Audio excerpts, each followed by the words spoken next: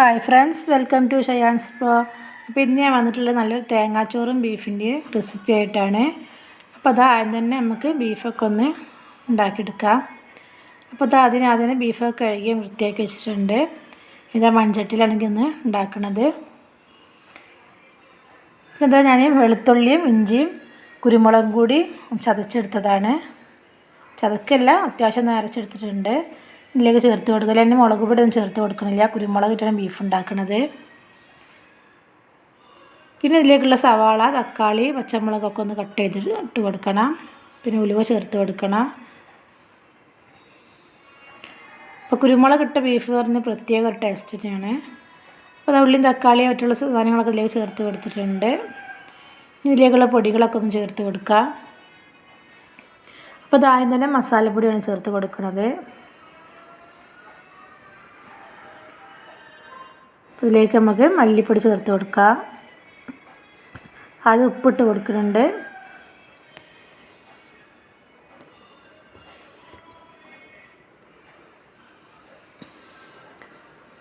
പിന്നെ അതിലേക്കുള്ള മല്ലിപ്പൊടി ചേർത്ത് കൊടുക്കുന്നുണ്ട്.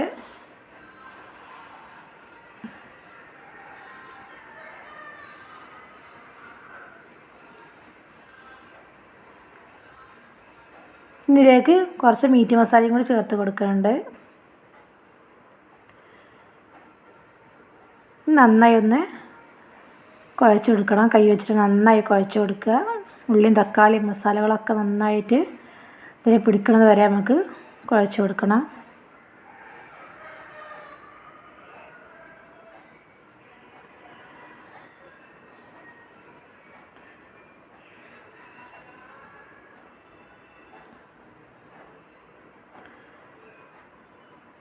അപ്പോൾ അതാ നന്നായി കുഴച്ചിട്ടുണ്ട്. പിന്നെ പാകത്തിനുള്ള വെള്ളം കൂടി നമുക്ക് ചേർത്ത് കൊടുക്കാം. ഇത് അടുപ്പത്ത് വെച്ചിരുന്ന് കുക്ക് ചെയ്തെടുക്കണത്. അപ്പോൾ അത് അടുപ്പൊക്കെ കത്തിച്ചിട്ടുണ്ട്. ഇത് ചട്ടിയിൽ നമ്മൾ ബീഫ് ഇവിടെ വെച്ച് കൊടുത്തിട്ടുണ്ട്. പിന്നെ ഈ തേങ്ങാച്ചോർക്ക് ഇതാ കുറച്ച് ചെറിയ ഉള്ളി ഇവിടെ തൊലിക്കാൻ വേണ്ടി കട്ട് വെച്ചിട്ടുണ്ട്. പിന്നെ ഇതാ നല്ല ചുവന്ന അരിയിട്ടാണ് ഞാൻ ഉണ്ടാക്കുന്നത്. അരി കഴുകി വന്ന് ചെറിയ ഉള്ളി ഇതിലേക്ക് ചേർത്ത് കൊടുത്ത് പിന്നെ തേങ്ങ ചേർക്കണം, ഉലുവ ചേർക്കണം. ഇതൊക്കെ എല്ലാവർക്കും അറിയേണ്ടത് തന്നെയാണ്. അപ്പോൾ ഞാനിന്നലെ ഇത് ഉണ്ടാക്കിയപ്പോൾ ഒന്ന് വീഡിയോ എടുത്തെന്ന് മാത്രം. അപ്പോൾ ഒരു തേങ്ങയാണ് ചിരണ്ടിയെടുത്തിട്ടുള്ളത്. 2 നാഴി അരിക്ക് ഒരു തേങ്ങയാണ് ഞാൻ എടുത്തിട്ടുള്ളത്. പിന്നെ കുറച്ച് ഉലുവ ഇട്ടെടുത്ത് 2 സ്പൂണോളം ഉലുവ ഇട്ട് ചേർത്തിട്ടുണ്ട്. പിന്നെ ഒരു 10-30 ചെറിയ ഉള്ളി, ഇതിലേക്ക് ആവശ്യത്തിനുള്ള ഉപ്പും കൂടി ചേർത്തിട്ട് നന്നായി ഒന്ന് കൈവച്ച് തിരുമ്മി കൊടുത്തതിന് ശേഷം ഇതിൻ്റെ വെള്ളമാണ് നമുക്കിതിന് കണക്ക് വരേണ്ടത്. അപ്പോൾ ഇതാ നന്നായിട്ടൊന്ന് കുഴച്ച് കൊടുക്കുക. തേങ്ങയും ഉലിവൊക്കെ നന്നായിട്ട് അതിലൊന്ന് പിടിച്ച് വരട്ടെ. എല്ലാ ഭാഗത്തും ആവുന്നതുപോലെ നന്നായിട്ടൊന്ന് കുഴക്കുക. എന്നതിന് ശേഷം ഇതിലേക്കുള്ള വെള്ളം ചേർത്ത് കൊടുക്കുക. നമ്മൾ കയ്യിലാണ് വെള്ളം കണക്കാക്കുന്നത്.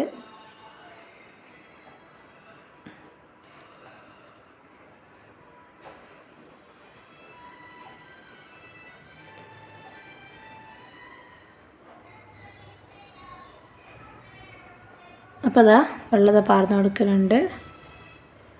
ഇതിലേക്ക് കുറച്ചും കൂടി വെള്ളം ഒഴിച്ച് കൊടുക്കണം.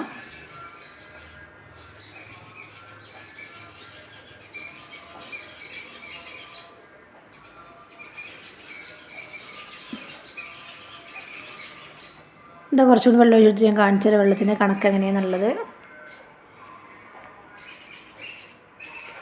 നമ്മളിങ്ങനെ കൈ വെച്ചിട്ടുണ്ടെന്നുണ്ടെങ്കിൽ നമ്മളെ കൈയിൻ്റെ ഒരു വിരൽ മുങ്ങിക്കിടക്കണം. അതാണ് ഇതിൻ്റെ ഒരു പാകം വരുന്നത്. കണ്ടോ? അറിയാത്തവർക്ക് വേണ്ടിയിട്ട് പറഞ്ഞു തരികയാണ് കേട്ടോ. ഇത് നമ്മൾ തേങ്ങാച്ചോറ് അടുപ്പത്ത് വെച്ചിട്ടുണ്ട്. നന്നായിട്ടൊന്ന് തിളച്ച് വരട്ടെ. ബീഫ് ഇങ്ങോട്ട് പുറത്ത് ഇറക്കി വെച്ചിട്ടുണ്ട്. അപ്പോൾ തേങ്ങാച്ചോറ് നന്നായി തിളച്ച് വന്നിട്ടുണ്ട്. ഇടയ്ക്കിടയ്ക്ക് ഇങ്ങനെ ഇളക്കി കൊടുക്കണം. ഇതുപോലെ വെള്ളം കുറഞ്ഞു വരികയാണെന്നുണ്ടെങ്കിൽ പല അരിക്കും പല വേവാണിക്കാരം. അപ്പോൾ അത് കുറയുണ്ടെങ്കിൽ ചെറുതായിട്ട് ചുടുവെള്ളം നമുക്ക് ചൂടാക്കിയിട്ട് ഇതിലേക്ക് ഒഴിച്ച് കുറേശ്ശെ ഒഴിച്ച് കൊടുക്കാവുന്നതാണ്. അപ്പോൾ നമ്മൾ തേങ്ങാച്ചോറൊക്കെ ഏകദേശം ഇവിടെ വെന്തിട്ടുണ്ട്.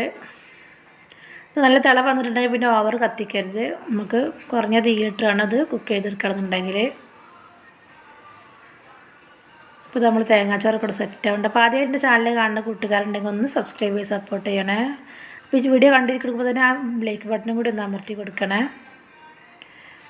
അപ്പോൾ ഇത്രയേ ഉള്ളൂ ഇന്നത്തെ എൻ്റെ വീഡിയോ. ഇഷ്ടപ്പെട്ടെന്ന് വിചാരിക്കുന്നു. ഇഷ്ടപ്പെട്ട എല്ലാവരും തീർച്ചയായും ലൈക്ക് ചെയ്യാനും സബ്സ്ക്രൈബ് ചെയ്യാനും ഒന്നും മറന്നു പോകരുത്. അപ്പോൾ നമ്മളത് തേങ്ങാച്ചോറും ബീഫൊക്കെ ഇവിടെ റെഡി ആയിട്ടുണ്ട്. നന്നായിട്ട് നമ്മൾ കുരുമുളകൊക്കെ ഇട്ട ബീഫ് ഇവിടെ റെഡി ആയിട്ടുണ്ട്.